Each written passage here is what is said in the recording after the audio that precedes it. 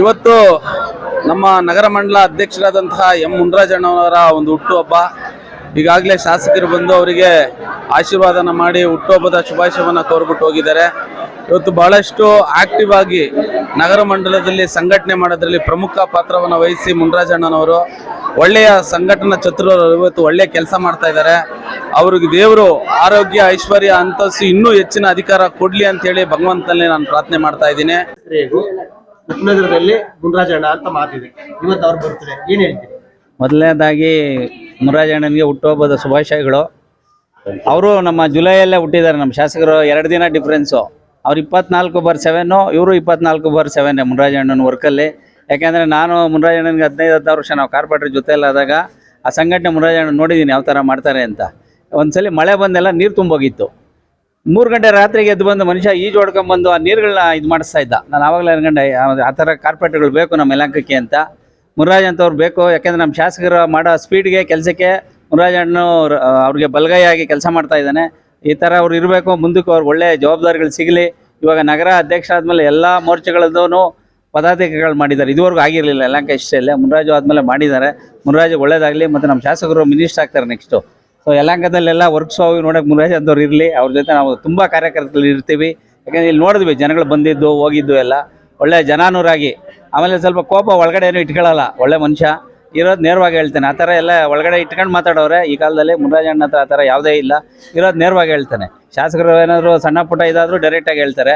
ಮುನ್ರಾಜಣ್ಣನಿಗೆ ದೇವರು ಆಯುಷು ಆರೋಗ್ಯ ಐಶ್ವರ್ಯ ಎಲ್ಲ ಕೊಡಲಿ. ಇನ್ನೂ ಎತ್ತರವಾಗಿ BJPಯಲ್ಲಿ ಬೆಳೀಲಿ ಮತ್ತು ಅವರು ಶಾಸಕರ ಜೊತೆ ಇರಲಿ. ಮತ್ತು ಶಾಸಕರು ಪ್ರತಿ ವರ್ಷದಂತೆ ಈ ವರ್ಷವೂ ಚಿಕ್ಕದಾಗಿ ಚೊಕ್ಕವಾಗಿ ನಾವು ಹುಟ್ಟುಹಬ್ಬವನ್ನು ಆಚರಣೆ ಮಾಡ್ಕೊತಾ ಇದ್ದೀವಿ.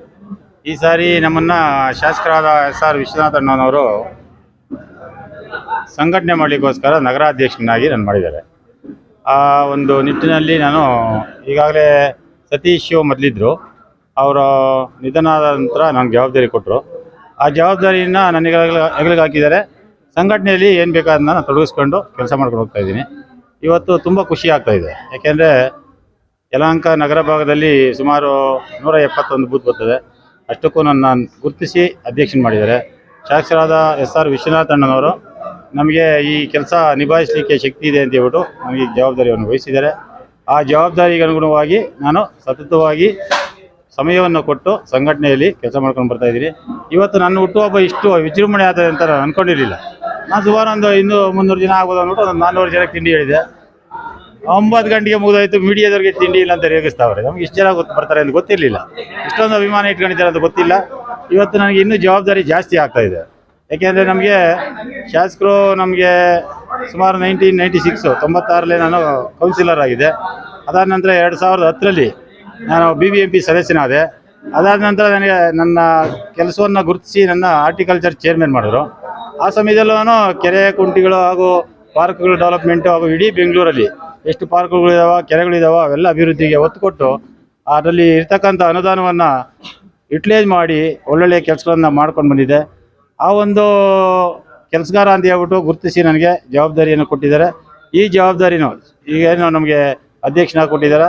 ಸಂಘಟನೆಯಲ್ಲಿ ಚೆನ್ನಾಗಿ ಕೆಲಸವನ್ನು ಮಾಡಿ ಶಾಸಕರ ಮನಸ್ಸನ್ನು ಗೆದ್ದು ಇನ್ನೂ ಒಂದು ಸಾರಿ GBAಗೆ ಅವಕಾಶ ಕೊಟ್ಟರೆ ಅವ್ರ ಆಶೀರ್ವಾದ ಮಾಡಿದ್ರೆ ನಿಂತ್ಕೊಂಡು ನಿಭಾಯಿಸೋಂಥ ಶಕ್ತಿ ನನಗಿದೆ. ಕೊಟ್ಟರೂ ಪರವಾಗಿಲ್ಲ, ಕೊಡದೇ ಇದ್ರೂ ಪರವಾಗಿಲ್ಲ. ಏನು ಇವತ್ತು ನಾನು ಸುಮಾರು ಒಂದು 25 ವರ್ಷದಿಂದ BJPಲಿ ಸತತವಾಗಿ ಕೆಲಸ ಮಾಡ್ಕೊಂಡು ಬರ್ತಾ ಇದ್ದೀರಾ. ಇದೇ ರೀತಿಯ ಕೆಲಸ ಮಾಡ್ತಾಯಿದ್ದೀನಿ. ಯಾಕೆಂದರೆ ಇವತ್ತು ಯಲಹಂಕ ಕ್ಷೇತ್ರವನ್ನು ಇಡೀ ರಾಜ್ಯವೇ ನೋಡೋ ರೀತಿಯಾಗಿ ಡೆವಲಪ್ಮೆಂಟು ನಮ್ಮ ಶಾಸಕರು ಮಾಡ್ತಾಯಿದ್ದಾರೆ.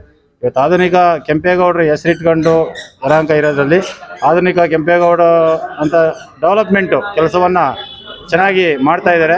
ಅವ್ರ ಜೊತೆಯಲ್ಲಿ ಇನ್ನೂ ಮುಂದಿನ ದಿನಗಳಲ್ಲಿ ಒಳ್ಳೊಳ್ಳೆಯ ಕೆಲಸಗಳನ್ನು ಮಾಡಲಿಕ್ಕೆ ಅವ್ರಿಗೂ ದೇವರು ಒಳ್ಳೆ ಮಾಡಲಿ. ಅವ್ರ ಜೊತೆಗೆ ಮುಂದಿನ ದಿನಗಳಲ್ಲಿ ಅವರೇನು ಈಗ 4 ಬಾರಿ ಗೆದ್ದಿದ್ದಾರೆ. ಮುಂದಿನ ದಿನಗಳಲ್ಲಿ ಇನ್ನೂ ಒಂದು ಸಾರಿ ಗೆದ್ದು ಅವರು ಸಚಿವರಾಗಿ ಇಡೀ ರಾಜ್ಯದಲ್ಲೇ ಹೆಸರಾಗಂಥ ಕೆಲಸವನ್ನು ಅವ್ರು ಮಾಡಲಿ.